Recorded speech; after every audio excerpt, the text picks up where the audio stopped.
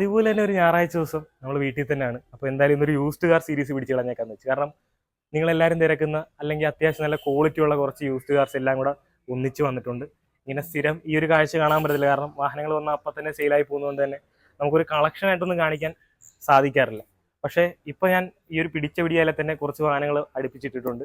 അപ്പോൾ ഇതിൻ്റെയൊക്കെ ഡീറ്റെയിൽസും ഇതിൻ്റെയൊക്കെ പ്രൈസും കാര്യങ്ങളൊക്കെയാണ് നമ്മൾ ഇന്നത്തെ വീഡിയോയിലൂടെ ഡിസ്കസ് ചെയ്യാൻ പോകുന്നത്. അപ്പോൾ നമുക്ക് ആദ്യം തന്നെ ബലേനോ, ഈ കൂട്ടത്തിലെ ഏറ്റവും എറിപ്പം വാഹനം തന്നെ പരിചയപ്പെടാം.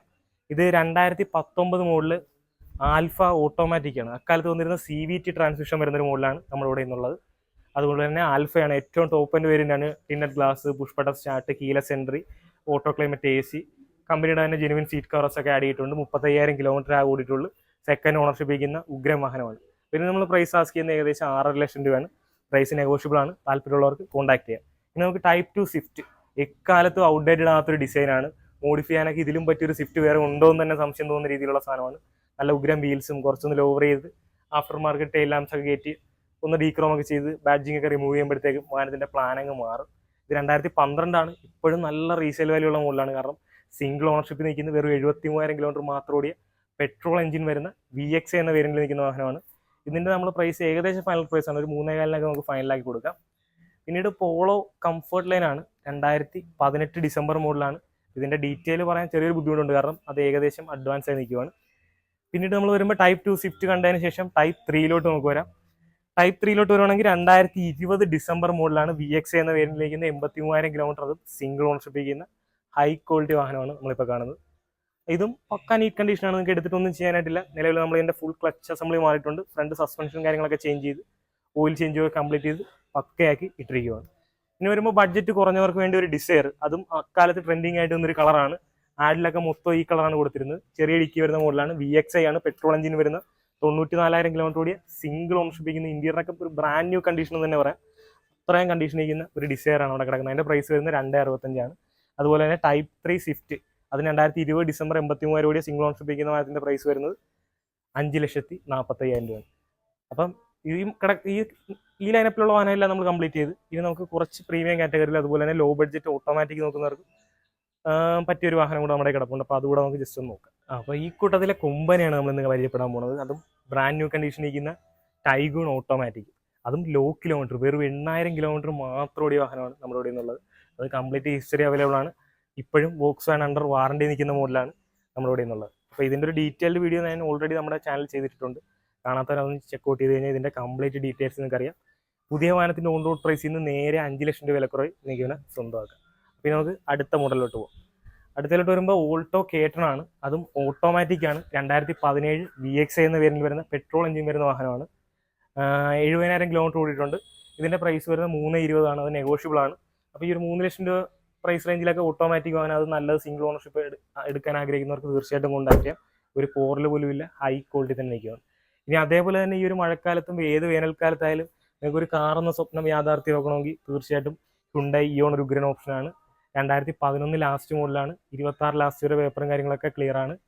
നിലവിൽ നിങ്ങൾക്ക് എടുത്തിട്ട് ഒന്നും ചെയ്യാനില്ല. പക്ക ടെസ്റ്റ് കണ്ടീഷനാക്കി ഇട്ടിരിക്കുകയാണ്. പെയിന്റും സീറ്റും ഒക്കെ പുതുപുത്തനാണ്. ഇന്റീരിയറൊക്കെ 74,000 കിലോമീറ്റർ ഓടിയിട്ടുണ്ട്. സെക്കൻഡ് ഓണർഷിപ്പ് നിൽക്കുന്ന ഉഗ്രം വാഹനമാണ്.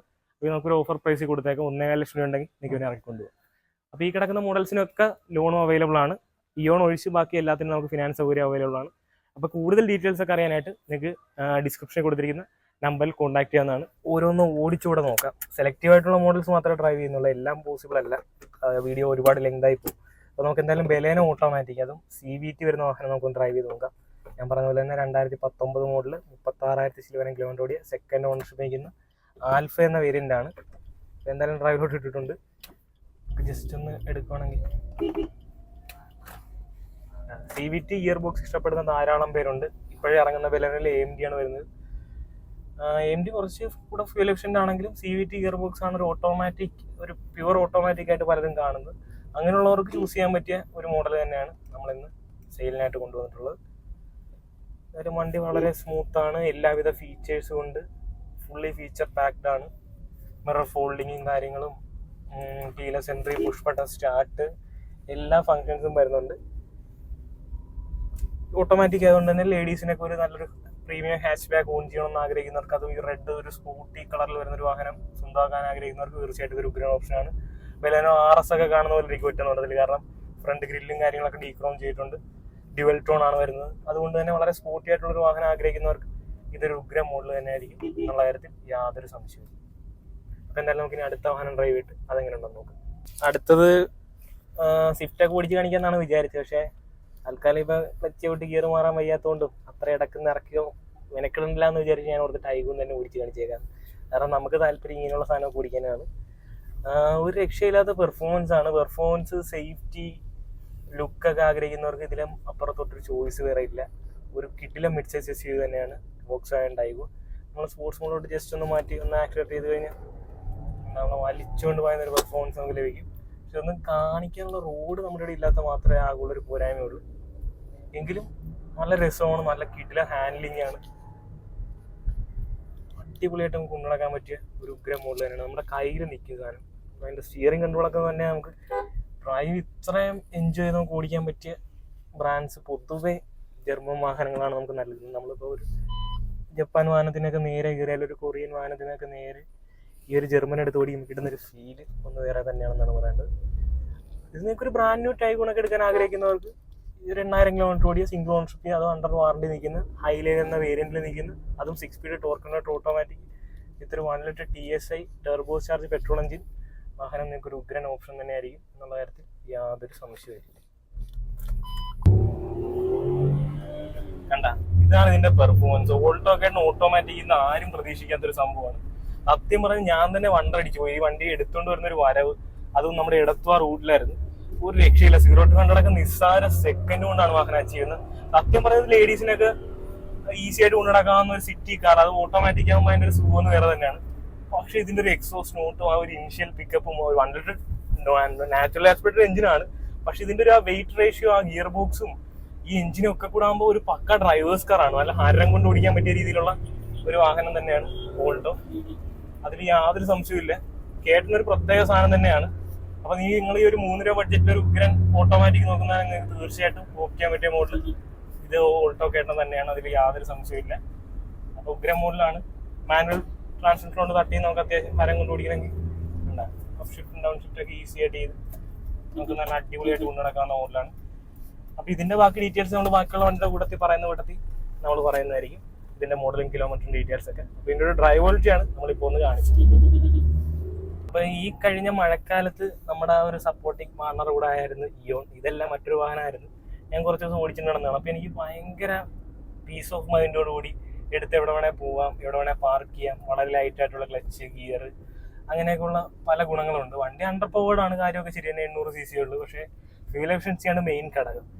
അധികം ഗിയർ ഷിഫ്റ്റിംഗ് ഒന്നും ഇല്ലാതെ ഒരു 4ാമത്തെ ഗിയറൊക്കെ ഇട്ട് ടൗണിൽ കൂടെ ഒരു നേറ്റിക്ക് കൊണ്ടു നടക്കാൻ ഒരു ഉഗ്രൻ ഓപ്ഷനാണ്. ഫാമിലിക്ക് ഒരു 4 പേർക്കൊക്കെ സുഖമായിട്ടിരുന്ന് യാത്ര ചെയ്യാൻ നല്ല ഇന്റീരിയറൊക്കെ ഓൾട്ടോ ആയിട്ടൊക്കെ കമ്പയർ ചെയ്യുമ്പോൾ കുറച്ചുകൂടെ പ്രീമിയം ആയിട്ടുള്ള ഇന്റീരിയറാണ്. അങ്ങനെയൊക്കെ നോക്കുമ്പോൾ ഈ ഒരു ചെറിയ പൈസക്ക് കിട്ടാവുന്ന ഒരു തലവേദന ഉണ്ടാക്കാത്ത ഒരു ഉഗ്രൻ മോഡലായിട്ട് നമുക്ക് ഉണ്ടായി ഇയോൺ എപ്പോഴും കാണാം. അതുപോലെ തന്നെ യൂസ്ഡ് എടുക്കാൻ താല്പര്യമുള്ളവർക്ക് ഇതെന്നും ഒരു ഉഗ്രൻ ചോയ്സ് തന്നെയായിരിക്കും. ഇപ്പോൾ 2011 പറഞ്ഞാൽ ആരും മടിച്ചിരിക്കേണ്ട കാര്യമില്ല. ഒരു ഓൾട്ടോയുടെ വിലക്ക് നിങ്ങൾക്ക് ഒരു ഇയോൺ സ്വന്തമാക്കാം. അതും അടുത്ത വർഷം ലാസ്റ്റ് വരെ പേപ്പറും കാര്യങ്ങളൊക്കെ ക്ലിയർ ആണ്. ടെസ്റ്റിന്റെ സമയത്ത് വണ്ടിയായിട്ട് നിങ്ങൾക്ക് 10 പൈസ മുടക്കേണ്ട കാര്യമില്ല. പേപ്പർ വർക്ക് മാത്രം കൈകാര്യം ചെയ്താൽ മതി. ഉണ്ടാകാനുള്ള കിടില ഹോണും കാര്യങ്ങളും ഒക്കെയാണ്. സ്റ്റിയറിംഗിലും അത്യാവശ്യം വേണ്ട ഫീച്ചേഴ്സ്, ഇപ്പോൾ ഇൻബിൽറ്റ് സ്റ്റീരിയോ ആയാലും 2 ഡോർ പവർ വിൻഡോ ആയാലും AC, പവർ സ്റ്റിയറിംഗ്, AC ഒക്കെ നല്ല കൂളിങ്ങും കാര്യങ്ങളൊക്കെ ഉണ്ട്. ഒന്നേലാണ് ഇപ്പോൾ ഇട്ടിരുന്നത്. എന്നിട്ടും അത്യാവശ്യം കൂളിംഗ് ഉള്ള വണ്ടി തന്നെയാണ് ഹ്യുണ്ടായി ഇയോൺ. യാതൊരു വിധത്തിലുള്ള റീപ്ലേസ്മെന്റോ കാര്യങ്ങളോ ഒന്നുമില്ല. നമ്മൾ ഈ പറഞ്ഞ ഒരു വാഹനത്തിനും എല്ലാത്തിലും നമുക്ക് ആ സ്റ്റിക്കേഴ്സും കാര്യങ്ങളും ഒക്കെ കാണാം. അങ്ങനെ മേജർ ആക്സിഡന്റോ ഫ്ലഡോ ഒന്നും അഫക്റ്റ് ആയ വാഹനം നമ്മൾ പർച്ചേസ് ചെയ്യുന്നതുമല്ല. അങ്ങനെ മൊത്തത്തിൽ ഈ ഇയോൺ ചെറിയ ബഡ്ജറ്റിൽ വണ്ടി നോക്കുന്നവർക്ക് ഇതെടുക്കാം. ഒരു ഉഗ്രൻ ഓപ്ഷനാണ്. ഞാൻ പറയുന്നത് നമുക്ക് ഫൈനൽ ഒരു 1.25 കൊടുക്കാൻ പറ്റിയ ഒരു വാഹനം തന്നെയാണ് ഈ കാണുന്ന ഹ്യുണ്ടായി ഇയോൺ. അപ്പോൾ ഇത്രയൊക്കെ തന്നെ ഉള്ളു ഈ നമ്മുടെ ഇന്നത്തെ ഒരു യൂസ്ഡ് കാർ സീരീസിന്റെ വിശേഷം. അപ്പോൾ ഇതുപോലെ തന്നെ അത്യാവശ്യം സ്റ്റോക്ക് ആകുന്ന സമയത്ത് ഞാൻ അപ്ഡേറ്റ് ചെയ്യാം. ഷോർട്സ് ആയിട്ട് കൂടെ റീലിടാൻ ഞാൻ ഇനി ശ്രമിക്കാം. യൂസ്ഡ് വാഹനങ്ങളൊക്കെ ഓരോന്നോരോന്നായി. അപ്പോൾ എന്തായാലും ഇന്നത്തേക്ക് ഇത്രേ ഉള്ളൂ. അപ്പോൾ നമ്മുടെ വീഡിയോ കണ്ട എല്ലാ സുഹൃത്തുക്കൾക്കും നന്ദി, നമസ്കാരം.